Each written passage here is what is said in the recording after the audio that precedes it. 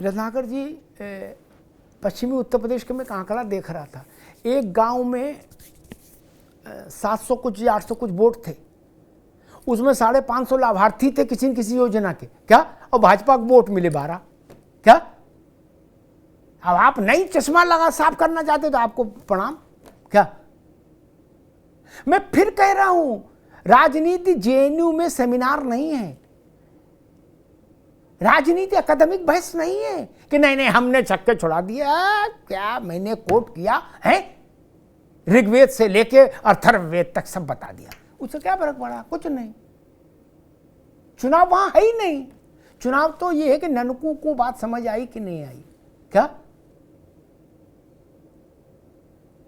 अवधेश पासी का जीतना फैजाबाद से छोटी घटना है क्या।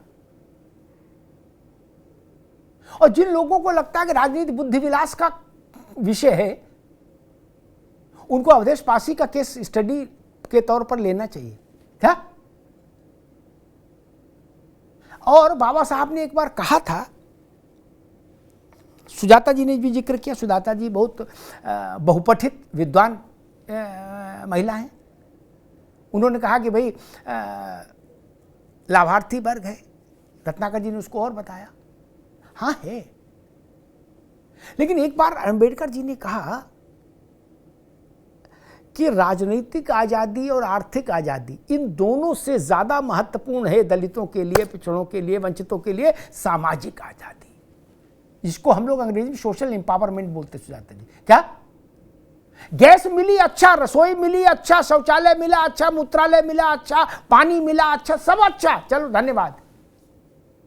लेकिन हमको ये दिल मांगे मोर, और भी कुछ चाहिए। वो मिल रहा है कि नहीं। और अगर वो मिल रहा है तो शौचालय और पानी और बिजली और फलान और ढिकान और अनाज और राशन, हम थोड़ा उसमें कंप्रोमाइज भी कर लेंगे, क्या।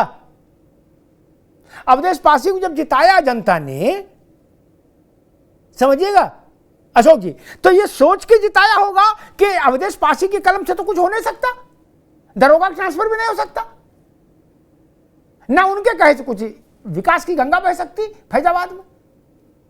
लखनऊ में भाजपा की सरकार, दिल्ली में भाजपा की सरकार, फिर क्यों जिता दिया।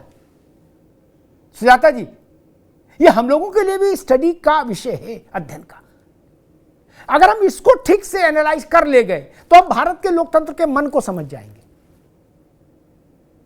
अन्यथा हम बड़ी किताबों में उलझे रहेंगे।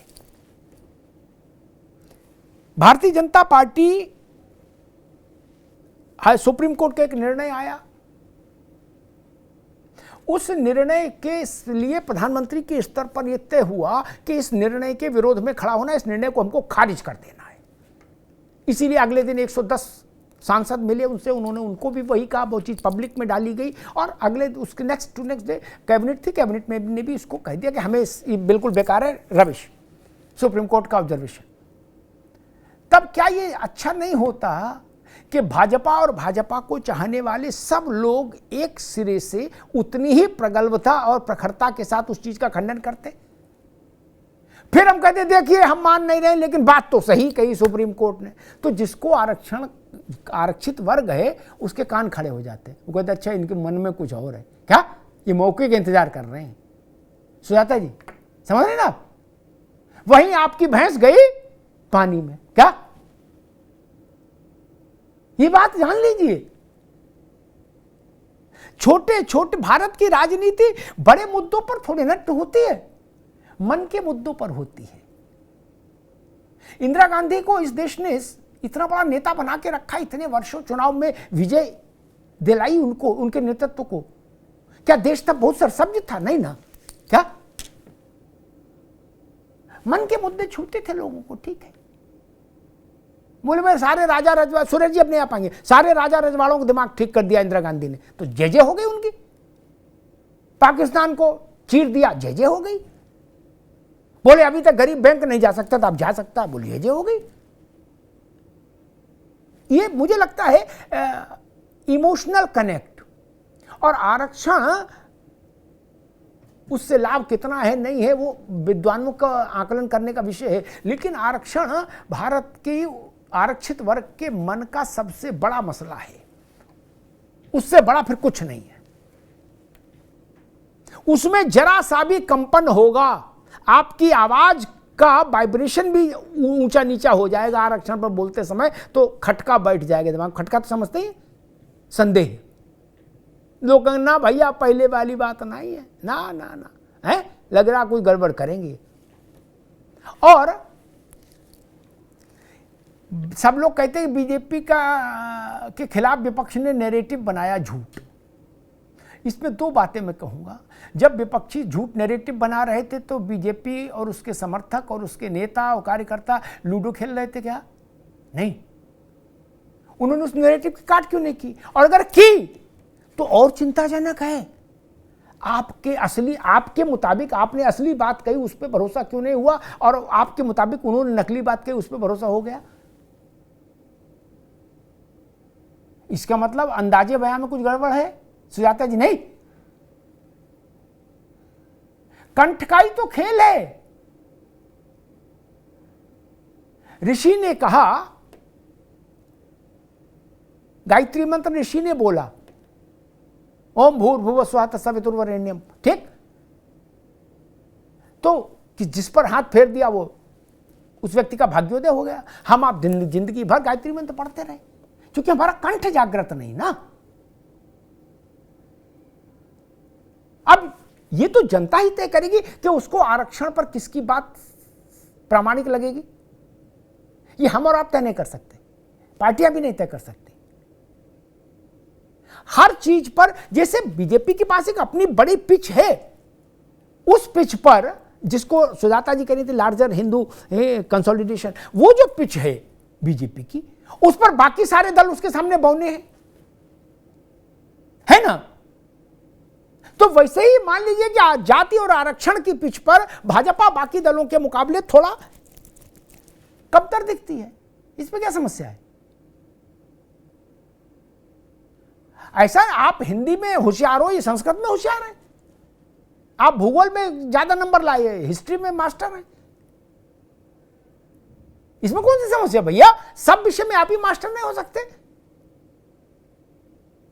और बीएसपी के लिए मैं जरूर कहूंगा कि अगर ये स्थायी व्यवस्था है, जैसे हम लोग छोटे थे तो हर महीने सत्यनारायण कथा कराते थे पूर्णमासी को, अगर ये वैसा संकल्प है बीएसपी का, तब तो ठीक है कि आंदोलन लगातार होता रहेगा, सड़क पर निकलते रहेंगे। और अगर पहली और आखिरी बार का है कि नहीं, कांशीराम जी ने किया था 35 साल पहले, अब एक बार, अरे सुरेश जी अब आप हमको करौल वाक के रैगरपुरा में गली नंबर 7 ना बताओ कि वहां हमने झंडा फहराया था, वहां कांशीराम रहते थे। हम आज से जान रहे हैं बसपा को, जब मायावती जी नेता नहीं थी तब से जान रहे भैया। प्रभु आकाश आनंद तो छोड़ ही दो, जब बहन जी नेता नहीं थी। इसलिए कौन आंदोलन कर रहा है, ऐसा तो नहीं कि हमें मोतियाबिंद दे, हमको भी तो दिखाई दे रहा है ना कि आंदोलन कहां हो रहा है भैया। सुरेश जी आज हुआ तो दिखाई दिया।